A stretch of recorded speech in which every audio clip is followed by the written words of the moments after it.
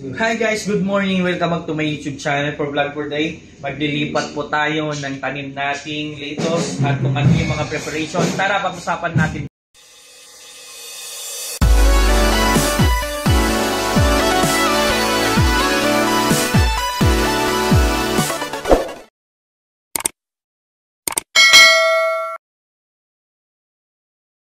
Po ay ginagawa natin ngayon ay binubutasan natin yung mga styrofoam. So dito lang tayo magtatanim para yung tubig ay hindi may stop at hindi mabubulok yung alaga natin na lettuce. Yan. So ito yung first step, preparation natin yung paglalagyan po ng mga lupa. Tapos ililipat tanim na natin ito. So ang ginagawa natin, nagpainad lang tayo ng tinidor para pangbutas. Yan. Yan. Para lang hindi mag-stuck yung tubig. So second step po natin gagawin, i-prepare natin yung paglalagyan after natin nabutasan. Lilagyan po natin ng mga nabubulok na saging. Yan, sayang kasi. Kung itatapon ko to, ilalagay natin. Yan.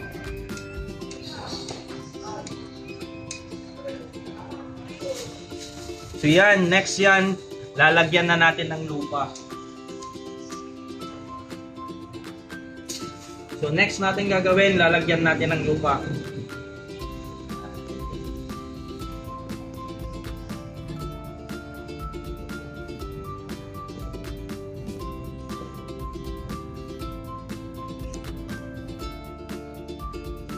Yan, hindi masyadong puno para pag diniligan natin, yan. So ang purpose po na lalagyan natin ng saging na nabubulok, ito yung pinaka-vitamins niya na po. Fertilizer niya. Pag ito ay nabulok na, umalo na po dito sa lupa natin, yan. Yung ugat ay lalalim na po doon sa may saging, yung ililipat natin, gaganda po yung tubo po ng ating mga alaga. So yun muna mo yung second step. Mamaya ipapakita ko paano natin itanim yung alaga natin. So maglalagay muna po kami. At so ito yung third step. Ito na yung pinakamahirap kung paano natin kunin mga to. So pipili tayo dito. Dapat yung hindi mababali ang kanyang tangkay. Yan, dahan-dahan lang po. Yan, wag niyong pipisilin dahil kapag nabali yung tangkay, mamamatay na siya. Kasi yung mga ugat niya, yan. So nakapagpili na ako, naalis ko na. Ang gagawin natin ay itar-transplant. So dahan-dahan lang talaga to. Yan. Tapos buhon natin. Ito yung pinakamahirap na parte.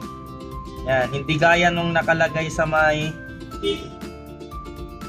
yan. Sa part, ito na yung pinaka-ayaw ko. Kung pinakamahirap na kasi ito na part. Yan. Tusok lang, tusukin natin, then ibaon natin yung pinaka-ugat. Yan yung pinakaugat niya. Yan yung may baon dapat.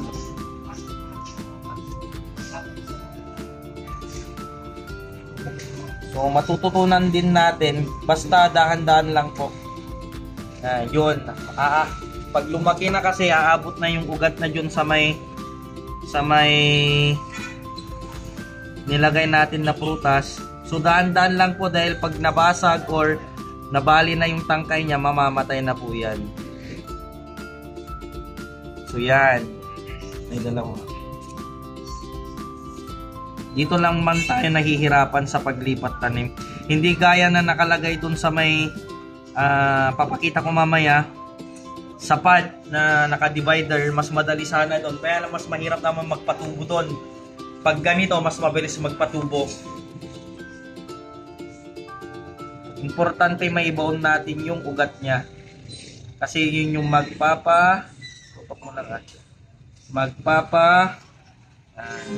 so nilan na kailan na tayo, kukuulit tayo.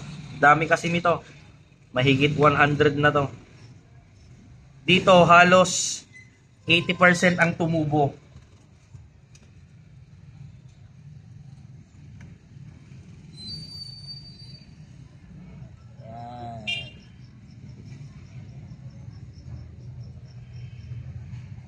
Ang Ang importante maibawon yung ugat. So yan, hanggang dito na lang yung vlog po natin.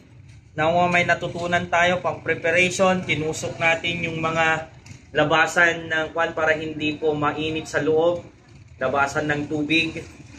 Pang sa ganun yung ventilation niya yon, maganda yung pagka-transpan natin. Then ito na. Ito yung kagandahan po ng ginawa natin. Nawa may natutunan tayo. Kung meron kang natutunan, don't forget to share. Subscribe my channel. God bless and see you next vlog.